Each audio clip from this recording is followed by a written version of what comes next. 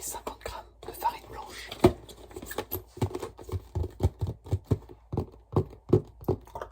De la farine, de la farine, de la farine, de la farine. Afin de réaliser cette recette, je vais utiliser le fameux Thermomix. Et puis, écoutez, c'est parti. Alors donc, première étape, découper en petits morceaux le chocolat. Donc, je répète, 200 g. Et puis le mettre directement, l'insérer dans le bol du Thermomix. C'est parti.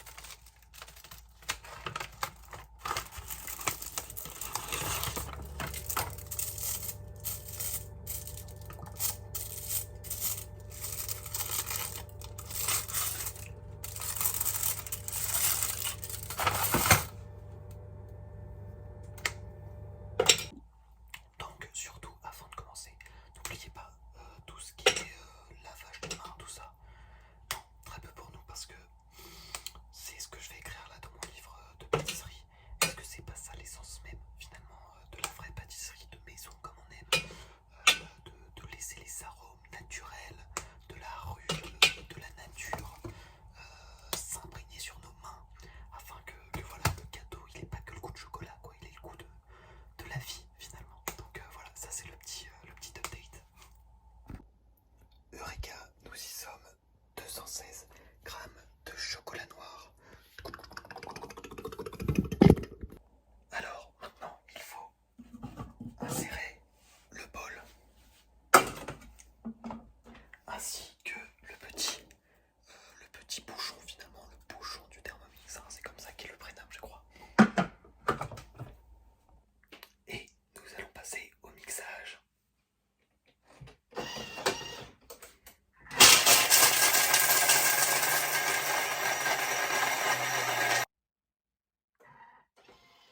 C'est prêt. Donc voilà le résultat, l'objectif après cela c'est vraiment d'avoir cette texture. Et donc je vais utiliser ensuite une cuillère ou alors un couteau afin de racler la paroi. Donc voilà, je vais faire des petits à-coups en avant, en arrière, en avant, en arrière, en avant, en arrière, afin de vraiment économiser le reste du chocolat qui est sur les parois. Donc voilà.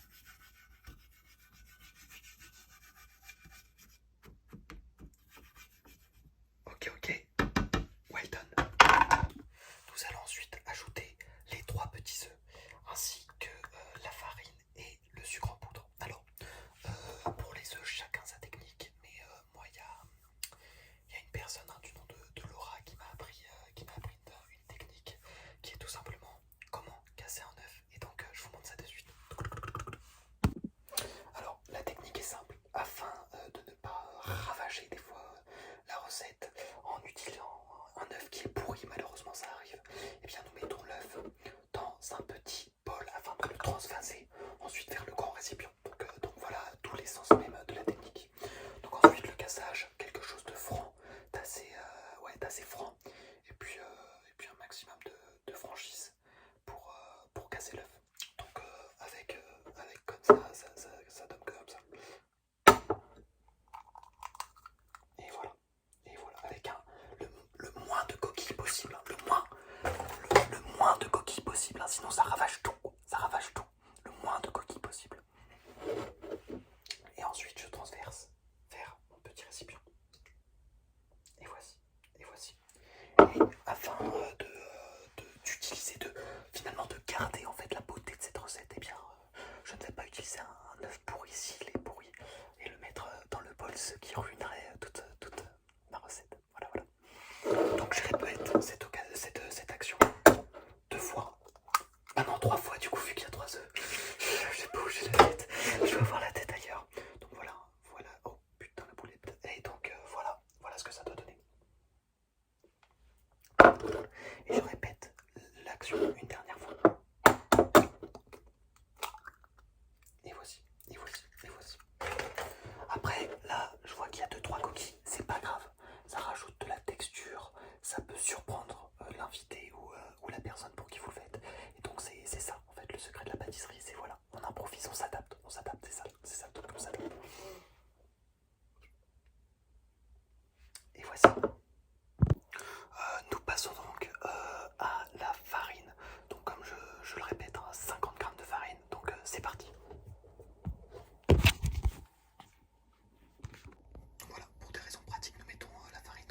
récipient ainsi avec une petite pelle, afin de racler, de saisir le maximum de farine. Je vous laisse avec ce pot.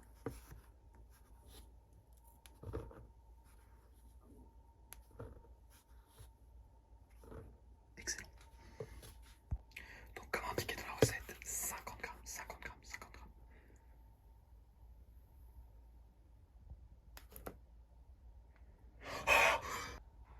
Donc voilà, je rajoute les petits grammes qui manquent. Voilà. Donc une fois que vous avez incorporé les 50 grammes de farine, et bien place au sucre tout simplement. Donc ensuite il faut mettre 100 grammes de sucre blanc. Donc voilà, avec toujours cette flexibilité du poignet et cette maîtrise dans l'art de verser du sucre qui est assez fantastique. Hein. À vrai dire, vous avez la chance d'apprendre avec un maître comme moi. Et voilà, tout bon. Donc une fois chose faite, nous allons passer au mixage avec un mixage beaucoup plus doux, beaucoup sur la surface en fait du gâteau.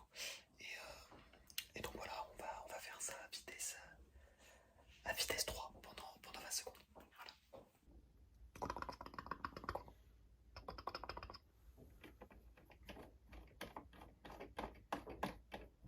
Hop.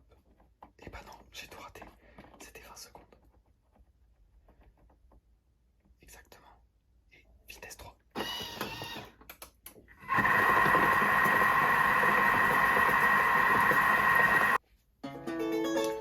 Ah, c'est prêt. Donc voilà exactement la texture recherchée. Donc voilà, le Thermomix m'appelle, je prends ma grande cuillère et puis je teste la texture. Donc voilà, ne pas hésiter un petit peu à tenter en fait cette texture afin qu'elle sache en fait que c'est faut le mettre en fait. Voilà. Donc je la tente, je la surélève pour la faire descendre. Donc voilà, c'est ça tout en fait le secret finalement ouais, du gâteau. Nous allons passer au secret, le secret du gâteau qui tient dans cette petite fiole. Donc voilà, je vous montre ce que c'est. Allez, venez. Donc voilà, moi j'appelle cette petite fiole mon secret. C'est comme ça que je l'appelle quand je la perds dans la maison et tout. Je fais mon secret, t'es où et elle répond à ce nom-là. Donc voilà, c'est de la vanille. Donc je travaille directement avec un agriculteur implanté à Madagascar, hein, directement, qui me fournit hein, cette petite fiole. Donc ça vous le trouvez pas partout. C'est pas dans les grandes surfaces et non, vraiment faut contactez-moi directement. Pour l'avoir ce sera beaucoup plus simple je pense, même si j'ai beaucoup de demandes. Et donc voilà, c'est de la Sainte-Lucie et puis ça fait des miracles dans le gâteau. Donc voilà comment ça marche, la dévisse.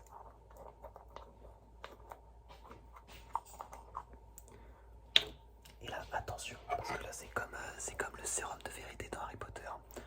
Si t'en mets trop, bah c'est pas bon parce qu'il y en a trop. Donc tu prends, et la cuillère est trop grosse. J'arrive. Donc me revoilà. Donc, hop, je vais prendre vraiment une touche comme celle-ci. Et je vais l'incorporer dans le Thermomix. Ouais. Me revoilà après un petit problème de fuite de lait généré par ma mère. Donc j'en étais, oui, à ma vanille. Donc la vanille, comme vous avez vu, incorporée dans le Thermomix. Et donc pour vraiment valider cette chose-là, je vais tout simplement remixer. Voilà, remixer 3 petites secondes afin que vraiment la vanille puisse s'éparpiller un peu partout dans le récipient. Hop, donc. 1 minute, pour vitesse 1.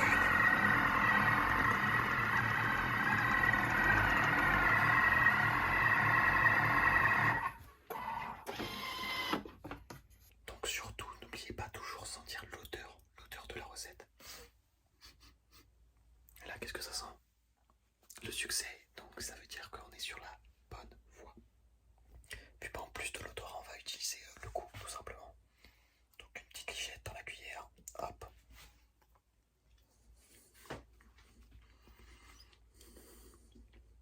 Ouais. Je pense qu'on est sur un truc. Donc c'est parti. On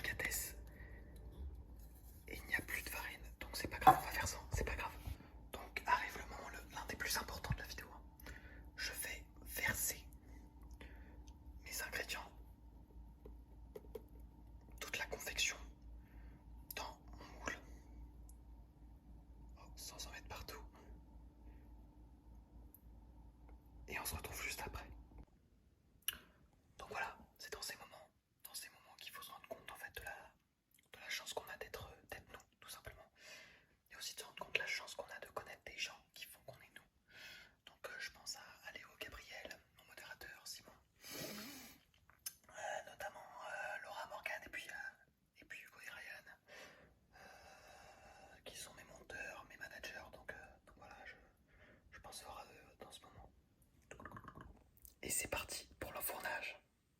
Donc là on part pour à peu près 16 minutes à 200 degrés Celsius.